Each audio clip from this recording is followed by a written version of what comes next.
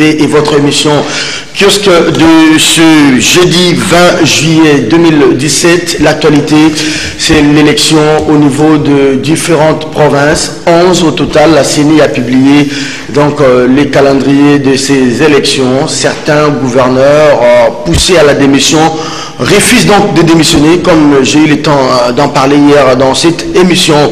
La Cour constitutionnelle qui avait réhabilité ces gouverneurs s'est réunie peut-être aujourd'hui pour voir quelques cas à l'expression près pour peut-être réagir. Pendant ce temps, nous apprenons qu'au niveau de la Tchouapa, une plénière est donc annoncée tout à l'heure. Question, même pas une plénière, on parle plutôt d'une session extraordinaire avec un seul point à l'ordre du jour, la déchéance du gouverneur Cyprien Mboto qui aurait détourné 5 000 $. Kazembe, lui, il a le go pour aller peut-être pendant 2 jours à Lubumbashi et demander à la plénière de les déchoir encore. C'est un scénario terrible, hein? Ça s'annonce très chaud. Deuxième thème de l'émission, les remue-ménages.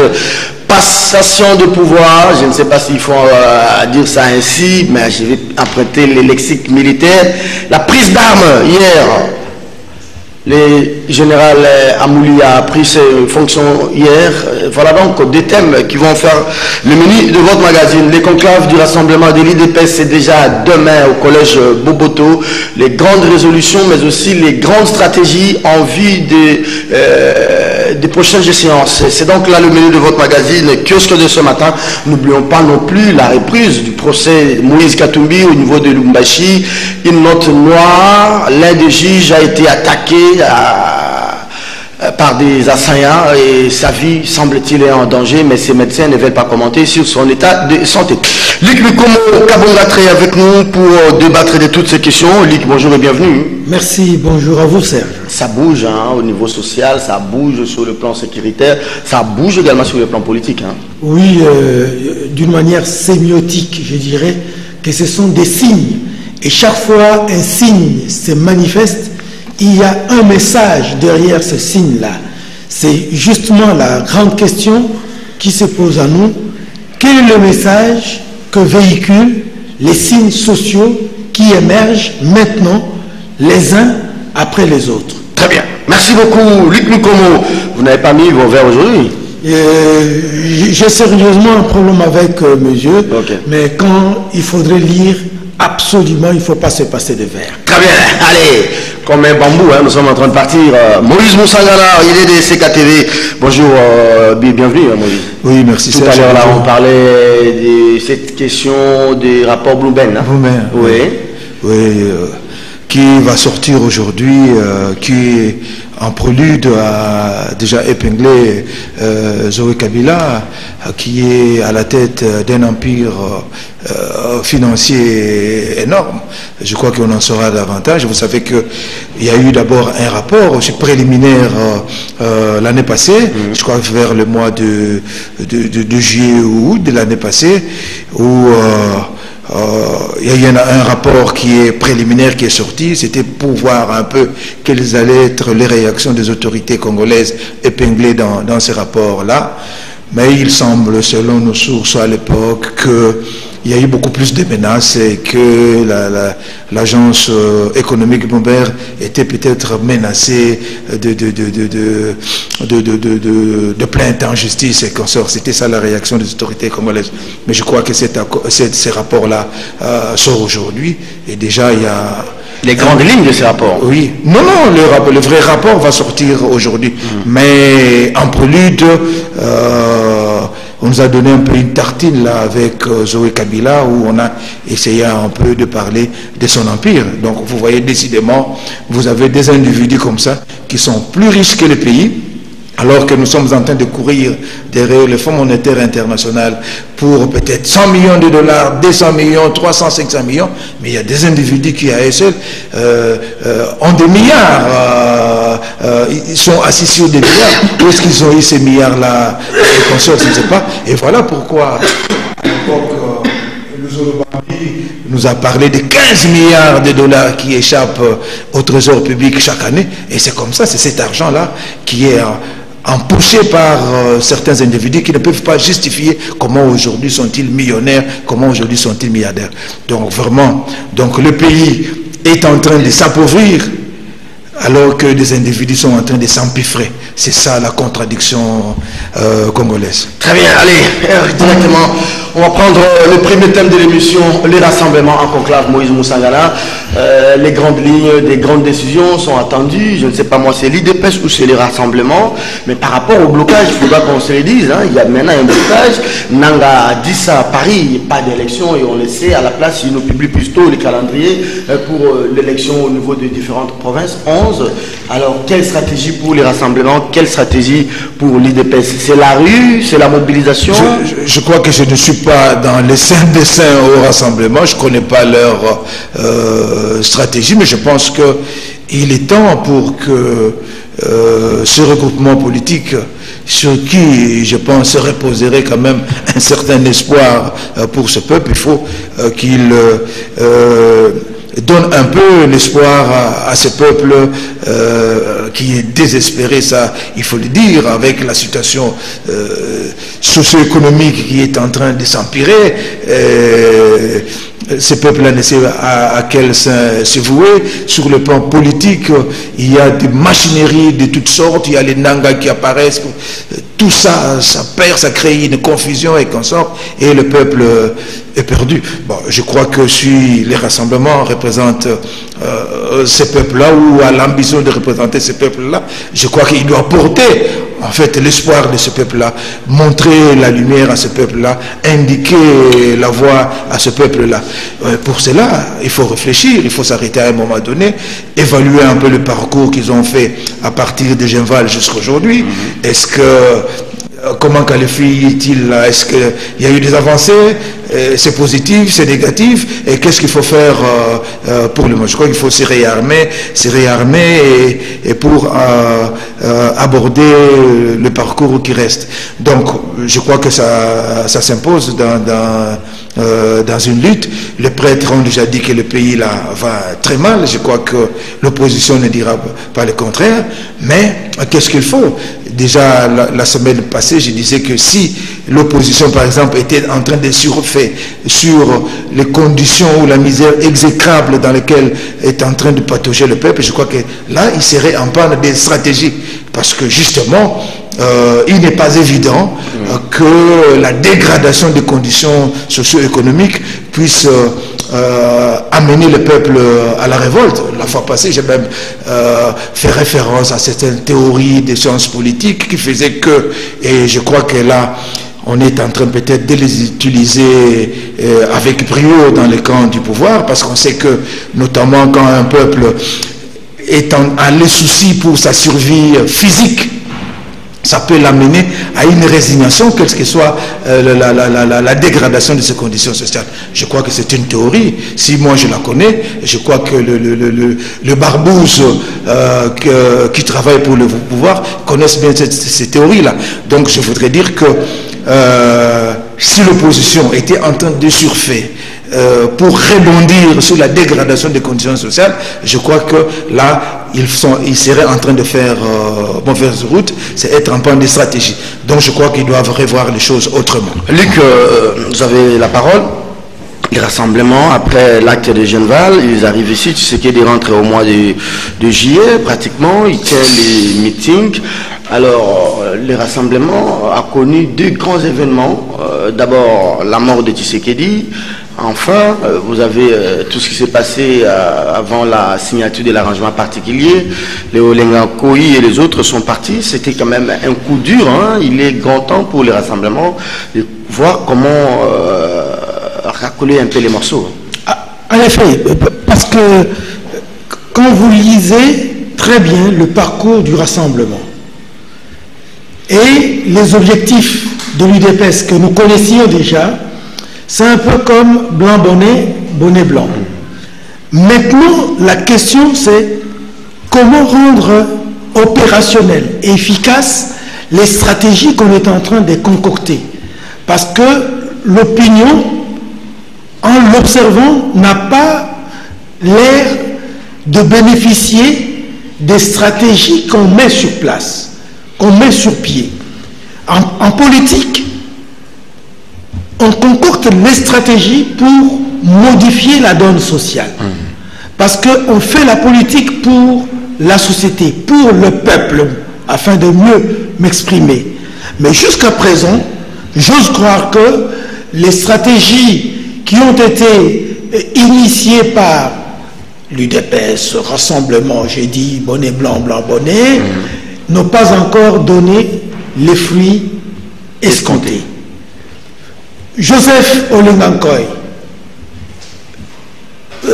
Rassemblement UDPS, vous sentez qu'au sein d'un même groupement qui devrait avoir le regard rivé sur le même objectif, il y a eu déchirure.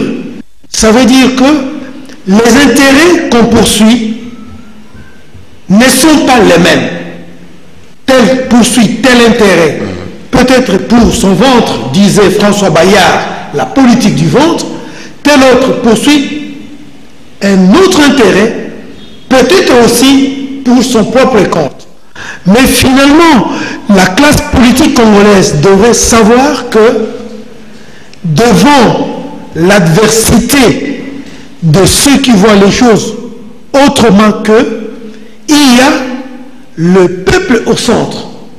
Tout le monde parle du peuple, mais est-ce que tout le monde agit en faveur du peuple? Je crois que non.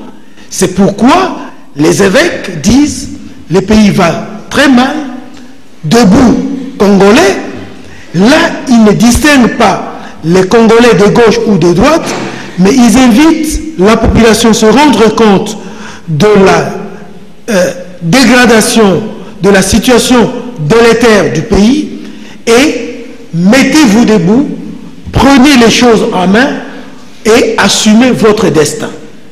Mais est-ce que la population comprend le langage que lancent les évêques? Moïse l'a répété tout à l'heure. J'ai comme l'impression que la population ne comprend pas. Mais ces messages a fait trembler, je ne sais pas moi, Atundu et sa bande de la majorité ici. Hein. Est-ce que le rassemblement aujourd'hui, à l'issue de ces conclaves, va abonder dans le même sens que l'Église, ou bien comment vous voyez les choses? Non, cela va de soi, parce qu'ils se sont déjà prononcés là-dessus, que l'Église avait raison. Et donc, le schéma proposé par l'Église devrait être récupéré par les acteurs opérationnels pour le concrétiser. Mais, je l'ai déjà dit ici une fois, la population congolaise n'est pas dupe. Mais la population congolaise, elle est attentive. Elle est attentive. Voilà. Elle attend.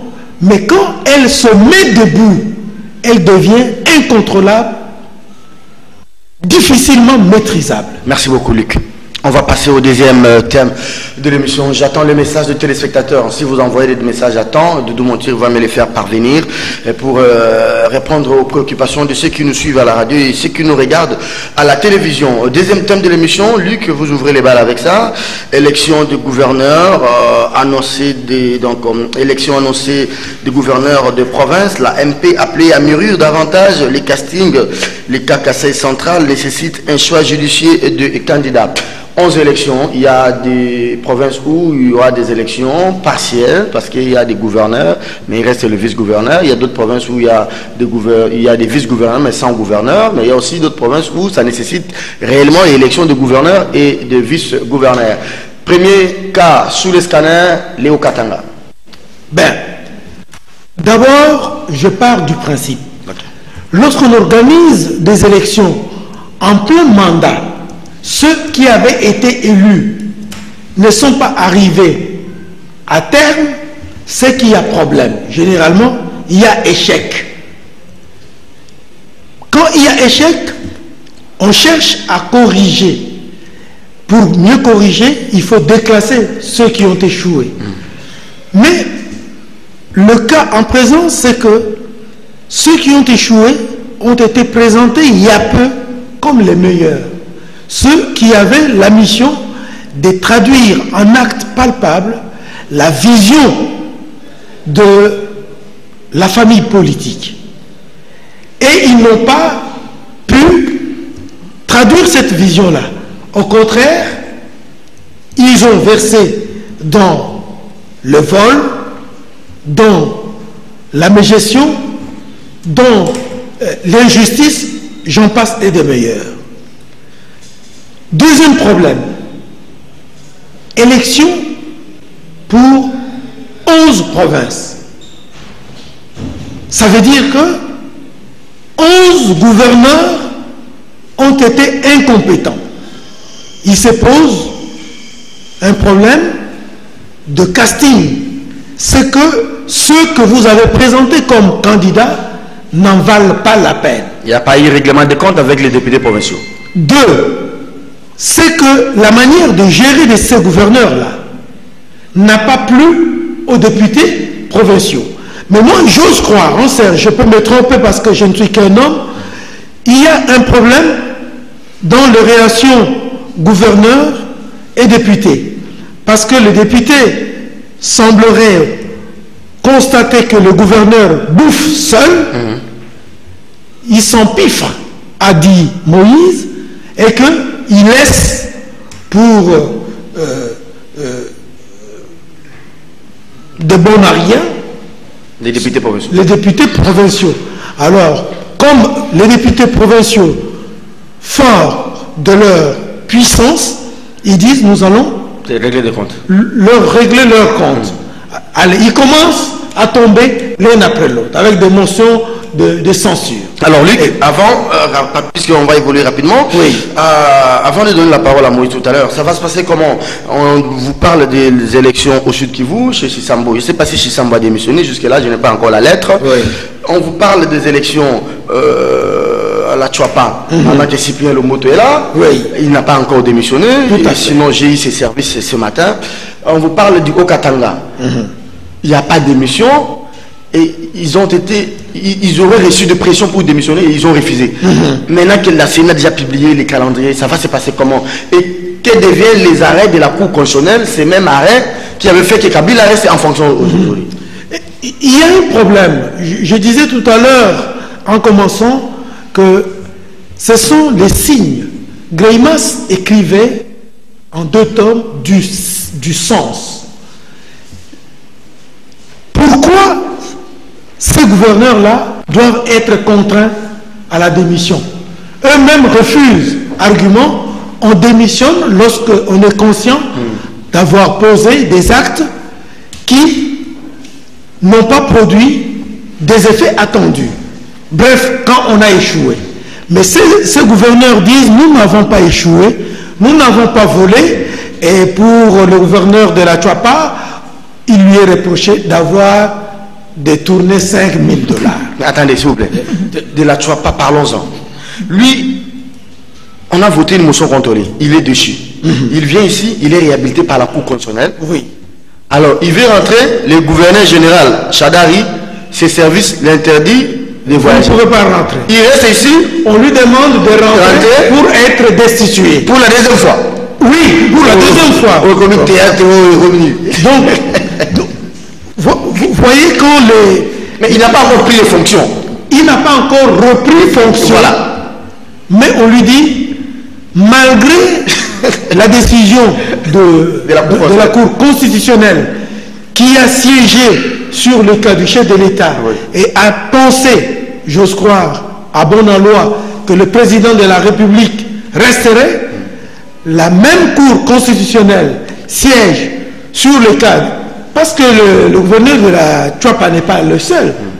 2, 3 comme ça que, non, il y a eu un arrêt. Un arrêt, vous devez retourner à vos postes. Ils veulent retourner? Non, ne retournez pas. Ils restent à Kinshasa? Non, retournez.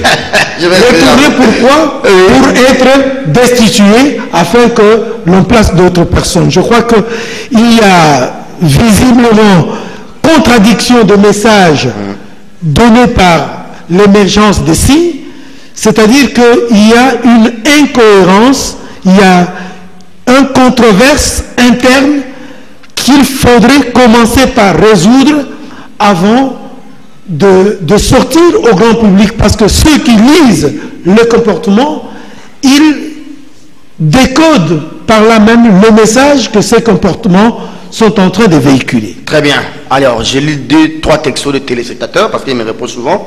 Salut Serge, je veux savoir comment va se présenter la transition du décembre. Sans Kabila, parce que Corneille Nangaa a bien dit qu'il n'y aura pas élection. Non, la Cour constitutionnelle est là. On va encore aller voir la Cour va prolonger encore. Bonjour Serge, que le président Kabila retienne ce qu'avait dit le général Bisengimana. 2 points. Les services de l'État a toujours un mandat. Alors, est-ce que le chef de l'État, lui, n'a pas un mandat Déo Kalala, au campus? Bonjour Serge, la question à se poser est de savoir les conclaves aura réellement lieu, car le pouvoir en place pourra toujours étouffer comme d'habitude. Invitez aussi les étudiants. Messi Iram Kayembe. L'émission n'est pas l'émission des étudiants, c'est l'émission des journalistes en fonction. Je suis à vous. Élection 11 nouvelles provinces.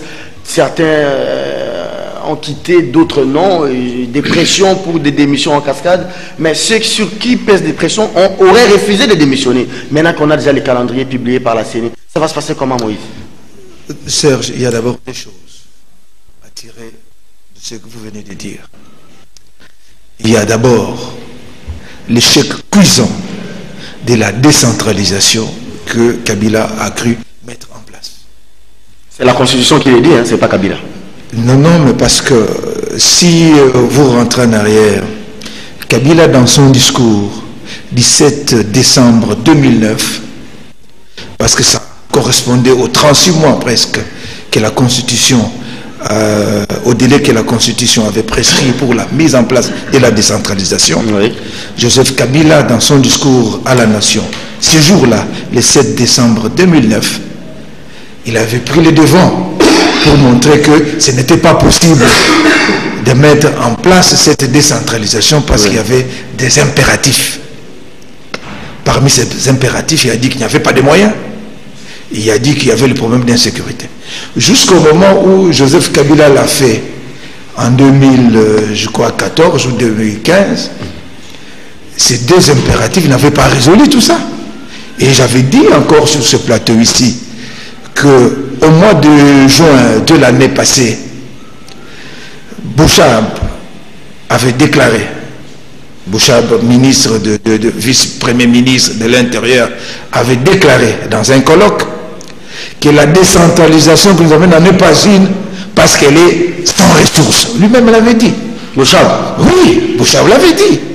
C'était le musée royal de Tervuren qui était venu exposer les monographies qu'ils avaient fait effectivement sur certaines provinces décentralisées. Et Bouchab l'a déclaré et comme ça. Il a déclaré comme ça. Donc on voit un échec. Un échec de la décentralisation mise en place. Et de deux, on voit dans cette histoire-là l'inféodation de la CENI. Serge, parmi les provinces, vous avez d'ailleurs évoqué, il y a des provinces où il n'y a pas de vacances. Que je sache, je sais bien qu'Alex Kandé est empêtré dans cette histoire de Kamina Sapou et consorts. Il y a même des sanctions qui sont... Il est sanctionné par notamment l'Union européenne et consorts. Mais que je sache, Alex Kandé n'a jamais démissionné. Mais on parle d'absence prolongée. Mais quand Alex Kandé n'est pas à Kinshasa de son propre fait, on lui a demandé de venir en mission à Kinshasa. Donc il n'y a pas de vacances. Alors par quel mécanisme? Parce qu'il n'a jamais été fait par une motion de censure, il n'a jamais démissionné ou il n'a jamais été révoqué par le chef de l'État. Alors par quel mécanisme on a constaté la vacance? De deux, vous prenez le gouverneur du Haut-Katanga, Jean-Claude Kazembe. Oui, il a été déchu par motion, mais il a été réhabilité par la Cour constitutionnelle. Il y a un arrêt. Les arrêts de la Cour constitutionnelle ne sont pas négociables. Kengo est assis sur un autre arrêt. Hein. Ouais. Kengo aussi ne veut pas appliquer un arrêt de la Cour de réhabiliter un sénateur. Ouais. Donc, vous comprenez? Non, ça voudrait dire quoi? Ça veut dire que les lois sont lois quand ils arrangent certaines personnes, elles ne sont pas là, quand elles ne sont pas en faveur de ces personnes-là. Donc, mais sur base de quoi on constate qu'il y a vacances dans la province du Haut-Katanga? Les exemples sont les gens. Au Kouilou, dans le Kwango, c'est la même chose. Vous venez d'évoquer les cas de Tchapa que vous connaissez très bien. Monsieur Lomboto a été réhabilité par la Cour constitutionnelle. C'est-à-dire qu'il n'y a pas vacances. Et puis, c'est ce matin que j'apprends sur Radio Okapi, j'ai entendu le président de l'Assemblée provinciale du Sud Kivu dire que Tchambo a démissionné. Mais il a démissionné quand? Parce qu'on sait bien que Tchambo, le député, il y a eu un tel acharnement contre Tchambo, mais Tchambo, c'est ça qui a sauvé. C'est Tchambo qui a toujours sauvé, plutôt c'est Kinshasa qui a toujours sauvé Tchambo. Mais quand est-ce que Tchambo a présenté sa démission? Mais une démission, ce n'est pas une histoire secrète. C'est une histoire qu'on doit porter à l'opinion. Attendez, donc ça c'est la gestion AMP et la gestion MP. Ouais. On peut bouffer ses propres enfants, ça c'est leur affaire. Nous analysons parce que nous sommes des journalistes. Ouais. Moïse, comment vous expliquez? Il y a des mécanismes pour faire passer les gouverneurs. Mais s'ils trouvent que ça ne va pas, ces gouverneurs résistent, que les chefs de l'État prennent une ordonnance pour les révoquer. Mais il doit aussi la motiver. Donc voilà un peu là. Donc voilà un peu, donc nous sommes dans une république bananière et le chef de l'État est en train même de trahir son serment parce qu'en prêtant serment il a dit qu'il doit protéger non pas seulement le pays mais sa constitution. Mais sa constitution est en train de violer. Je voudrais avant de chuter, j'ai suivi les rapporteurs adjoints de la CENI, je crois, un certain Koukuta là où invité des Radio Okapi aujourd'hui. Invité des Radio Okapi. Mais dire des banalités, dire que non, la CENI n'a pas violé ceci, c'est cela. La CENI a été saisie par le vice-premier ministre qui a en charge les provinces. Mais non, mais les gens de la CENI ne vont pas nous faire croire que ce sont des cancres, parce qu'ils connaissent la loi. Le ministre de l'Intérieur n'a pas prise sur les provinces. Il ne gère pas les provinces. Donc par conséquent, il ne peut pas constater. Non, ça vous êtes dans les principes, mais ça c'est dans la pratique, c'est pas ça. Alors moi, attendez. Il faudra créer. C'est cela. Je ne peux pas comprendre que la CENI, qui est quand même composée de gens, je crois qu'ils sont à la hauteur de la tâche. Oui, d'un certain niveau, puissent asseoir leur décision sur de l'illégalité. Parce qu'une décision assise sur l'illégalité est illégale. Donc Nanga ne peut pas dire que non, il ne peut pas faire constater à Chadari que la démarche dans laquelle vous m'entraînez, c'est une démarche qui conduit à la violation de la Constitution. Une minute. Oui. Donc, c'est pourquoi je voudrais dire que ça démontre que la CENI est à la solde du pouvoir. Parce qu'on peut bien se justifier, on se rappelle bien, autrefois, il y a eu des gens qui se sont révoltés dans l'AMP pour se présenter comme candidats indépendants lors de précédentes élections de gouverneurs de province. La CENI a invalidé leur candidature. Oui, la CENI a invalidé leur candidature en prenant prétexte, je ne sais pas si tel principe ou tel autre. Et aujourd'hui, la CENI est incapable de se servir des principes constitutionnel pour pouvoir récaler le gouvernement dans son aventure. Luc, vous avez 1 minute 30, Moïse en aura autant. Je crains fort. Deux provinces. Moi, j'ai fréquenté les Mongos. J'ai parlé de Tchouapala, ces gens-là sont terribles. Si le gouverneur général, Chadari, ne gère pas bien cette question de Cyprien Lomboto, nous sommes des journalistes, nous n'encourageons pas, ça risque de créer un Kamona Sapou là-bas. Les Mongols, je les ai expérimentés. Deuxième chose, le Kasaï central. Alex Kandé, je ne sais pas s'il a démissionné. Qui va succéder à Alex Kandé? Parce que les Kamona Sapou, entre autres, réclameraient aussi le départ d'Alex Kandé. Alors il faut mettre quelqu'un qui aura la bénédiction de ses chefs, bien de l'ensemble de la communauté du Kasaï central. Lomboto et après les Kasaï. Oui. Concernant Lomboto, je constate qu'il y a un imbroglio sur la procédure. Parce que la Cour constitutionnelle s'est déjà prononcée sur les cas Lomboto. En principe, dans une société, John Rawls disait, des gens bien organisés. On devait suivre le schéma fixé par la loi. Vous vous êtes battu à gauche, à droite, vous n'avez pas trouvé de solution, vous vous en référez à la Cour constitutionnelle qui est la dernière instance. Les décisions de la Cour constitutionnelle sont inattaquables.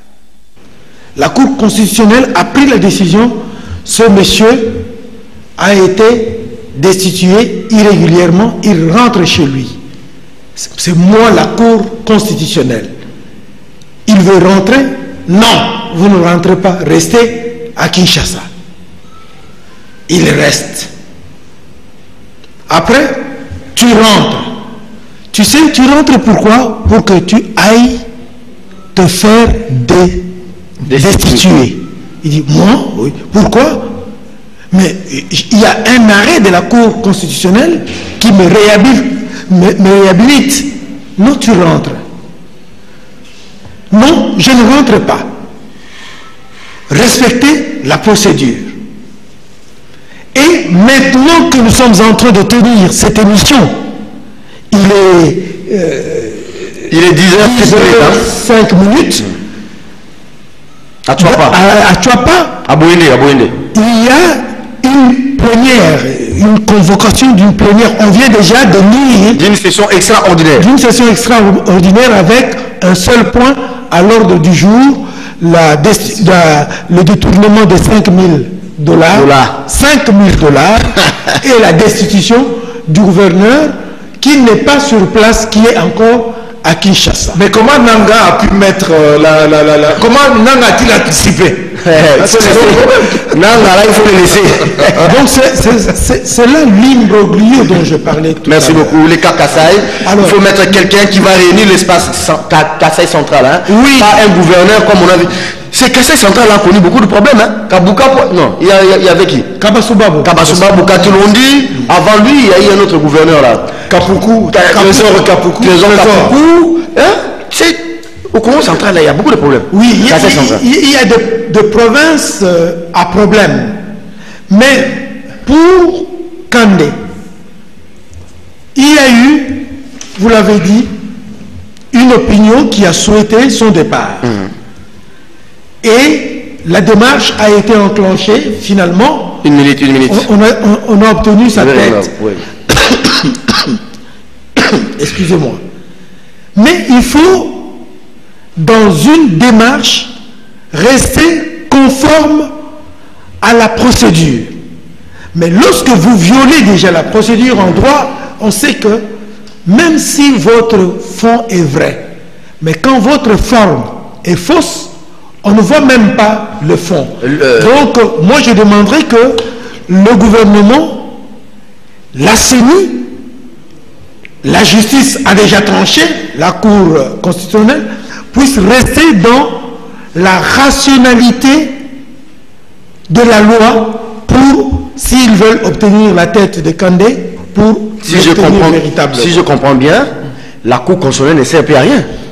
On a vidé cette cour de sa substance, comme dit souvent Daniel Safou. C'est une institution de pacotille. Donc la cour prend un arrêt aujourd'hui, demain on vous retire d'abord la confiance dans votre parti et l'exécutif vous demande de ne pas vous déplacer. Allez, je voudrais dire que... Les mots Cyprien Lomoto et en même temps les Kassai qui pour succéder à Alex Kandé. Oui, il y a déjà un problème dans la procédure, comme venait de le souligner Luc Mikomo. Mais comment, parce que le gouverneur n'est pas encore destitué, c'est peut-être aujourd'hui qu'on va l'immoler dans l'Assemblée provinciale. Mais comment la province de Tchouapa figure déjà sur la liste publiée par Nanga? Comment? Le gouverneur n'a pas encore démissionné. Oui, le gouverneur n'a pas encore démissionné. C'est aujourd'hui qu'on va le déchoir, mais il est déjà sur la liste de Nanga. Comment ça se trouve? Donc, Nanga est dans les secrets. Nanga est dans les secrets. Oui, mais alors, quand on dit que Nanga est dans la poche de l'AMP, comme ça, les gens ne dramatisent pas. C'est ça la réalité. Comment ça va se faire? Le gouverneur sera destitué aujourd'hui, mais Nanga l'avait déjà destitué bien avant. Mais si on le destitue, il a aussi le pouvoir d'aller encore à la Cour constitutionnelle. Et, voilà. Et puis pour les Kasaï centrales, parce que j'en suis même originaire, je vais vous dire que tous les problèmes... Faut vous dépassionner quand vous abordez... Non, je vais me dépassionner. Tout le problème, c'est celui-ci.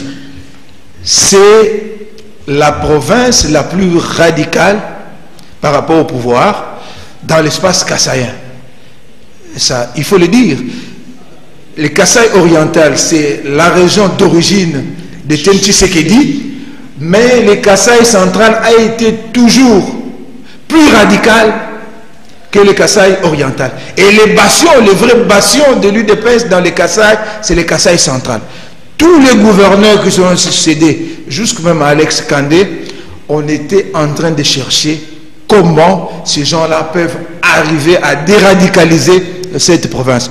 Trésor Kapuku n'a pas réussi, Kabasubabou non plus n'a pas réussi, et voilà, Alex Kandé quitte la province avec un dossier Kamina Sapou sur les deux, et maintenant on le remercie de la manière qu'on le remercie. Il n'est pas révoqué, il n'a pas été démis, et voilà, aujourd'hui, sans même qu'il démissionne, on l'a démissionné d'office. Donc voilà, donc c'est ça tout le problème. Donc ce n'est pas un problème. Mais je ne voyais pas Chadari quand même tomber dans des choses. C'est un homme équilibré. Je ne sais. C'est un ami à Cyprien Lomoto. Ils ont étudié ensemble. C'est un ami à Kazemé. Ils ont étudié à Lumbashi. Chadari, je ne sais pas. J'ai vu quand même sa sagesse dans le dossier Bundu Diamaya là. Il n'a pas fait comme Bochab qui avait ordonné qu'on amène Kamuna Sapou mort ou vivant. Chadari avait quand même procédé à des bonnes méthodes. Comment il tombe aussi bas comme ça? Mais non, mais Chadari est au service d'un pouvoir. Merci beaucoup, vous avez répondu. Dernier thème de l'émission, il nous reste 5 minutes, mais je lis d'abord 4 textos de téléspectateurs.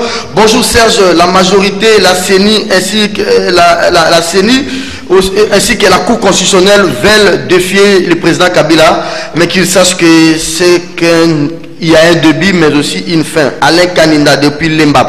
Bonjour Serge, les autorités de l'INIKIN vont nous tuer avec les taux du jour.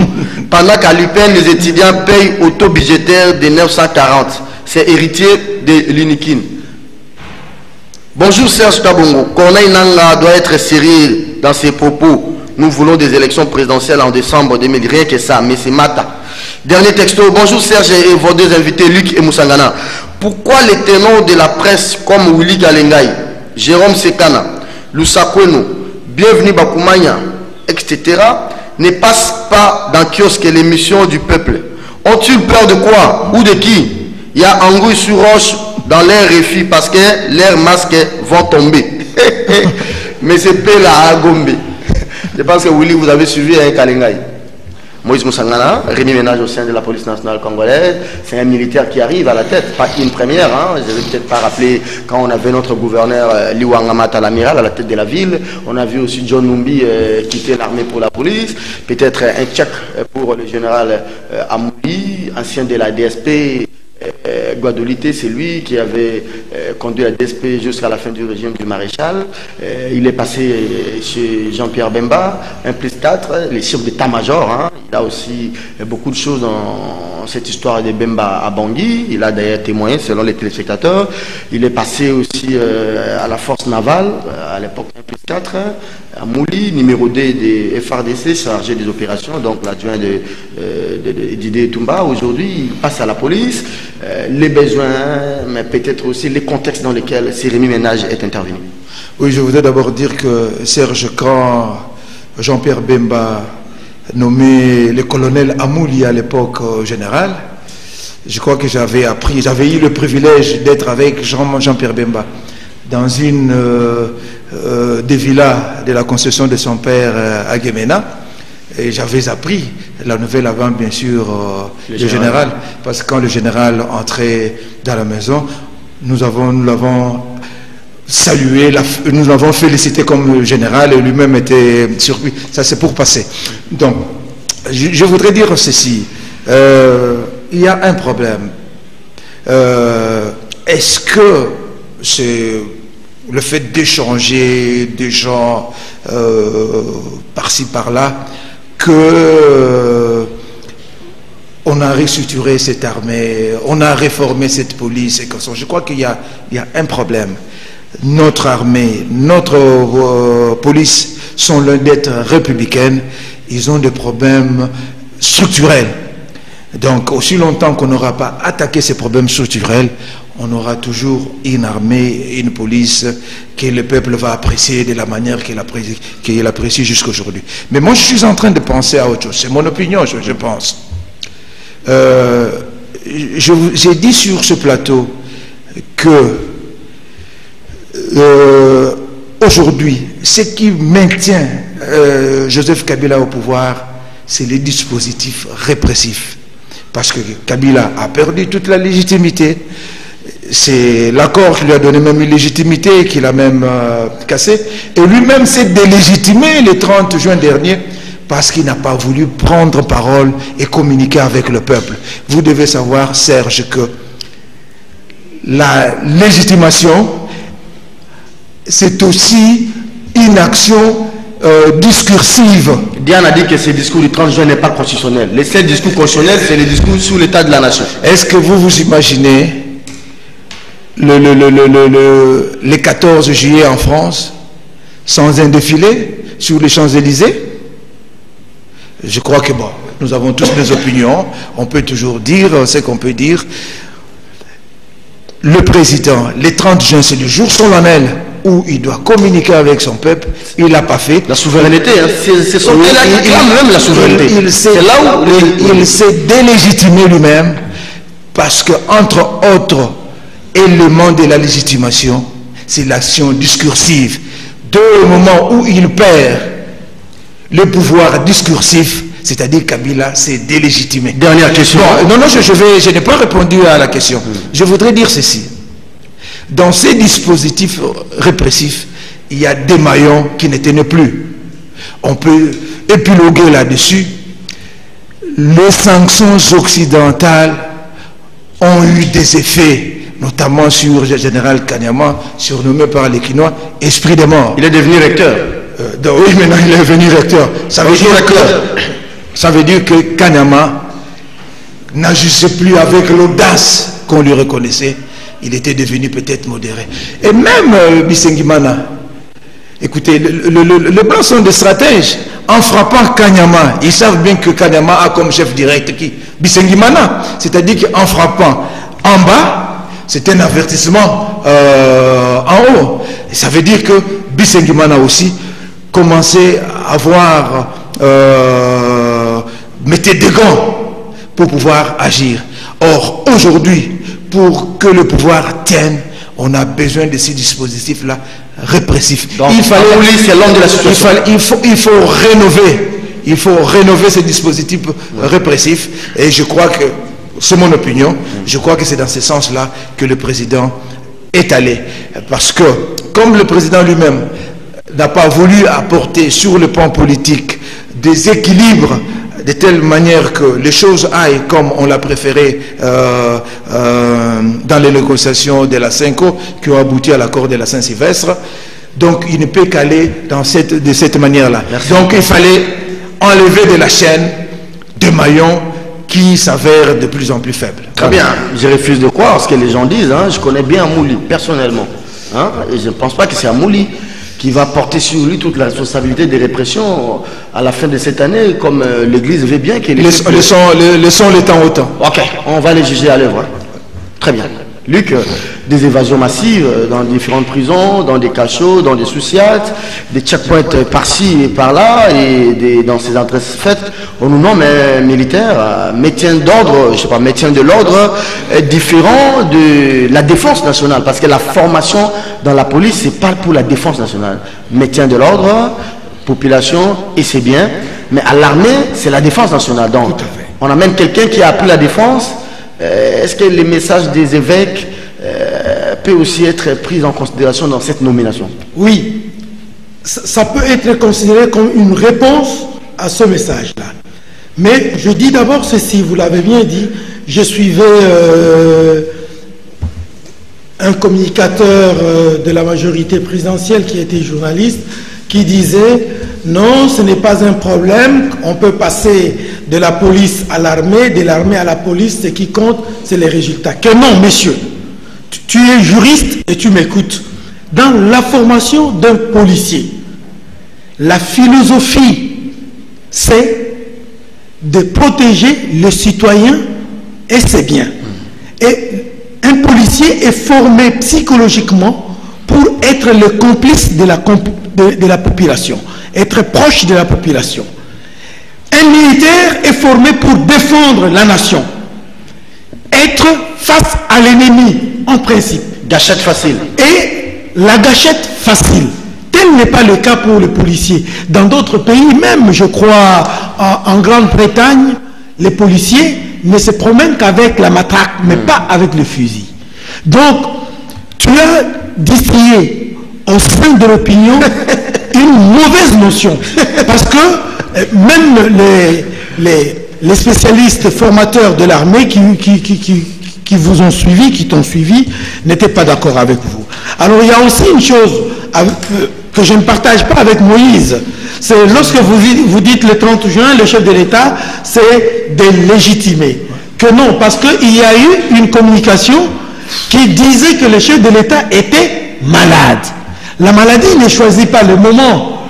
La maladie ne choisit pas le temps. Et il a sauté le soir dans l'avion pour Addis Abeba. Un instant. Si nous croyons que c'était à cause de la maladie, et si nous lisons cela positivement, il y a ainsi dans ce que je dis, peut-être que tu me suis, nous pourrions croire que la maladie l'a véritablement empêché de s'adresser à la nation. Et entre ne pas s'adresser à la nation et se délégitimer d'un pouvoir légitime, il y a un monde à franchir. Alors, quand on doit faire de ménage dans l'armée et la police, c'est parce que vous et moi, nous avons vécu des cas ici à Kinshasa. Serge, posant la question, a évoqué les évasions dans des prisons. La prison, c'est un symbole de l'existence de l'État. Alors, est-ce qu'il y a eu défaillance dans la chaîne de ces commandements et qu'on a découvert ces défaillances dans les chefs de Kanyama, bien dans les chefs de je ne sais pas moi, de Bisengimana? Voilà pourquoi on veut réajuster les choses. Est-ce que c'est ça? En principe, le problème, c'est pas l'homme, Moïse l'a dit, le problème, il est structurel. En principe, dans la logique de la police, il y a quelqu'un qui doit répondre de ce qui arrive. Parce que cette personne-là a pour tâche veiller à ce que la ville marche convenablement. D'abord, puisque la ville, on dit, bien sûr, bon, c'est pas, il est devenu maintenant deux brassards, deux étoiles. Oui, donc il pourrait y avoir d'autres raisons que j'avoue ne pas maîtriser, mais logiquement, administrativement, ils doivent répondre de ce qui est arrivé à Kinshasa parce qu'il y a eu mort d'homme. Mais hélas, ils ne doivent pas être les seuls à payer par rapport à ce qui est arrivé à Kinshasa. Merci beaucoup. Parce que la chaîne de responsabilité, elle est longue. C'est pourquoi, logiquement, on doit déplacer en déplaçant les individus et les remplaçant par d'autres. Cela peut produire des effets. Ça peut produire des effets positifs pour la stabilité de la ville, pour la stabilité de la région. Merci beaucoup, madame, monsieur. L'émission est terminée. Je crois bien que pendant le M+4, non, pendant la rébellion du MLC, Amouli qui commandait l'ALC, hein, l'armée de libération du Congo de Bemba, on avait senti quand même une sorte de discipline au sein de cette unité d'élite. On espère qu'il va continuer sur cette lancée. L'émission est terminée, on n'a pas pris le temps de parler de Moïse Katumbi. Hein. L'un des juges a été attaqué, et on l'a tiré sur lui, je ne sais pas moi, à l'abdomen, et que sa vie serait en danger. Hein. Le procès a repris quand même. Oui, je crois que je ne serais pas d'accord aussi avec lui quelque part, parce que, vous savez, ce procès-là il doit commencer le mercredi, et mardi, c'est le chef de l'État qui s'offre un bain de foule dans les Katanga. C'est-à-dire qu'il est allé dans les Katanga pour suivre lui-même ce procès. Donc tout ça, tu vois, ça participe d'une mauvaise distribution de la justice. Bon, c'est un président de la République. Oui, c'est l'interprétation que vous avez faite. Serge, c'est son agenda. C'est son agenda. Bien sûr, je respecte son agenda. Ouais, mais ça coïncide. Ça coïncide. Ou malheureusement. Oui. Donc vous ne pouvez pas m'interdire, moi, d'interpréter cette présence-là à ce moment précis. Très bien. Donc voilà. Merci beaucoup. Serge, pardon, il faut que je place un mot. Moïse, tu conviens avec moi qu'on peut être malade lundi, mardi, mercredi, on est guéri, jeudi, on reprend du service. Merci beaucoup. Tu ne diras pas que comment mardi il n'était pas là, il a prétendu être malade. Donc on ne veut pas dire que j'ai fait le faux malade il n'y a pas eu mardi et que jeudi. Mais je crois qu'il y a aussi une période de convalescence.